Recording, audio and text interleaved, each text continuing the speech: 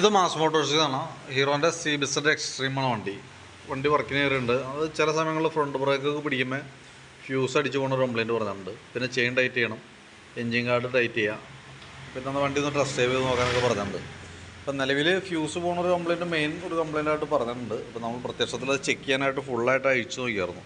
പിന്നെ മഴ നനയുമ്പോഴോ വണ്ടി കഴുകുമ്പോഴൊക്കെ ഫ്യൂസ് പോകുന്നതായിട്ടാണ് കംപ്ലയിൻറ്റ് പറഞ്ഞത്. തന്നെയല്ല, നമുക്ക് ബ്രേക്ക് പിടിക്കുമ്പോൾ ഫ്യൂസ് അടിച്ചു പോകണം, അതായത് ഫ്രണ്ട് ബ്രേക്കൊക്കെ പിടിക്കുന്ന സമയത്ത് ഫ്യൂസ് പോകുന്നതായിട്ടാണ് മെയിൻ കംപ്ലയിൻറ്റായിട്ട് പറഞ്ഞത്.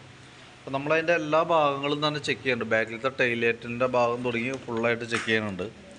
ഇതിൻ്റെ ഈ ഭാഗമൊക്കെ ചെറുതായിട്ടൊന്ന് ചതഞ്ഞ പോലെയൊക്കെ ഇരിക്കുന്നുണ്ട്. ഈ സൈഡൊക്കെ ചെറിയൊരു വയറിങ്ങിൻ്റെ അത്. പക്ഷേ ഒരു കംപ്ലയിൻ്റ് എന്ന് പറയാവുന്ന ഒരു കോണ്ടാക്റ്റോ ഷോട്ടിങ്ങോ കാണുന്നില്ല. ഇതിവിടെ മാത്രം ചെറിയൊരു പ്രോബ്ലം കാണുന്നുണ്ട്. അത് ഞാൻ ഇൻസുലേറ്റ് ചെയ്ത് റെഡിയാക്കിയിട്ടേക്കാം. പിന്നെ അത് കൂടാതെ നമ്മളതിൻ്റെ വയറിങ്ങിൻ്റെ എല്ലാ ഭാഗങ്ങളും, എല്ലാ കോണ്ടാക്റ്റ് വരുന്ന ഭാഗങ്ങളെല്ലാം നമ്മൾ ചെക്ക് ചെയ്ത് പോകുന്നുണ്ട്. പ്രത്യക്ഷത്തിൽ നമുക്കൊരു കറക്റ്റൊരു റീസൺ, ഇന്ന കാരണം കൊണ്ടാണ് ആ വണ്ടിയുടെ ഫ്യൂസ് പോണതെന്ന് പറയാൻ പറ്റാത്തൊരു കംപ്ലയിൻ്റാണ് നമുക്ക് വണ്ടിക്ക് കിട്ടിയത്. ഇപ്പോൾ പ്രത്യക്ഷത്തിൽ നമ്മൾ അതിൻ്റെ ഈ ഭാഗം, ഈ ഹാൻഡിൽ ഈ തിരിയണ ഭാഗത്തൊക്കെ വയറിങ്ങൊക്കെ അങ്ങോട്ടും ഇങ്ങോട്ടും തിരിയണ സമയത്തൊക്കെ ഷോർട്ട് വരാൻ സാധ്യതയുണ്ട്. അപ്പോൾ ആ ഭാഗങ്ങളൊക്കെ നമ്മൾ അയച്ച് ചെക്ക് ചെയ്തു.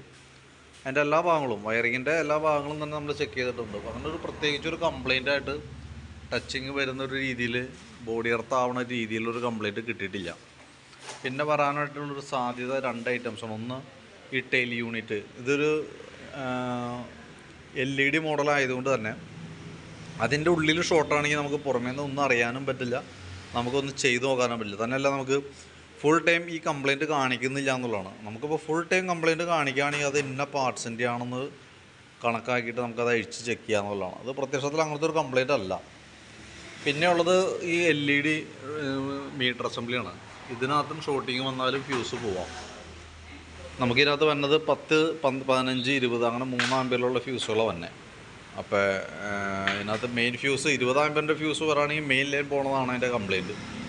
ഇതിനകത്ത് 10, 15 ആണെന്നുണ്ടെങ്കിൽ അതിൻ്റേതായിട്ടുള്ള ഏതെങ്കിലും ഇലക്ട്രോണിക്സ് കമ്പോണൻസോ, പിന്നെ അതല്ലെങ്കിൽ ആ ലൈൻ സെപ്പറേറ്റ് പറഞ്ഞ ലൈൻ ഏതെങ്കിലും ഡാമേജ് വരുമ്പോഴാണ് ആ ഫ്യൂസ് പോകാറ്.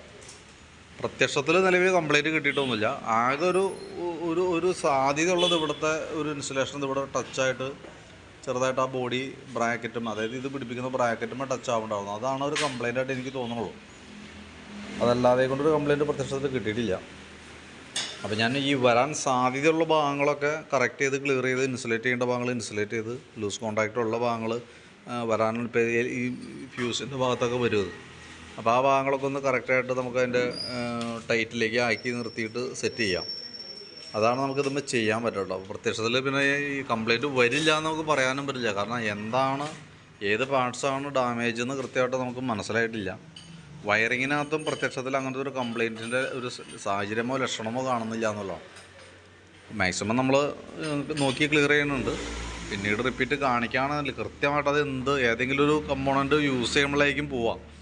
ബ്രേക്ക്, ഹോൺ, ഇൻഡിക്കേറ്റർ, ഹോണ് ബ്രേക്കൊക്കെ വരുമ്പോഴാണ് പെട്ടെന്ന് കംപ്ലയിൻറ്റ് വരിക. ഇൻഡിക്കേറ്റർ വരുമ്പോഴത്തേക്കും ഫ്യൂസ് പോകാൻ സാധ്യത കുറവാണ്.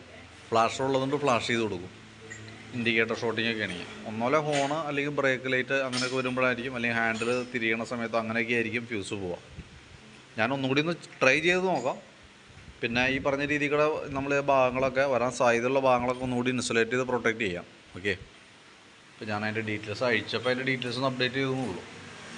പിന്നെ ചെയിനൊക്കെ ഒന്ന് ടൈറ്റ് ചെയ്യാനുണ്ട്, മൈനർ ചെക്കപ്പായിട്ടൊന്ന് നോക്കിയേക്കാം. അപ്പോൾ ഞാൻ കംപ്ലീറ്റ് ചെയ്തതിന് ശേഷം ഒന്നുകൂടി ഒന്ന് ഓടിച്ചു നോക്കാം.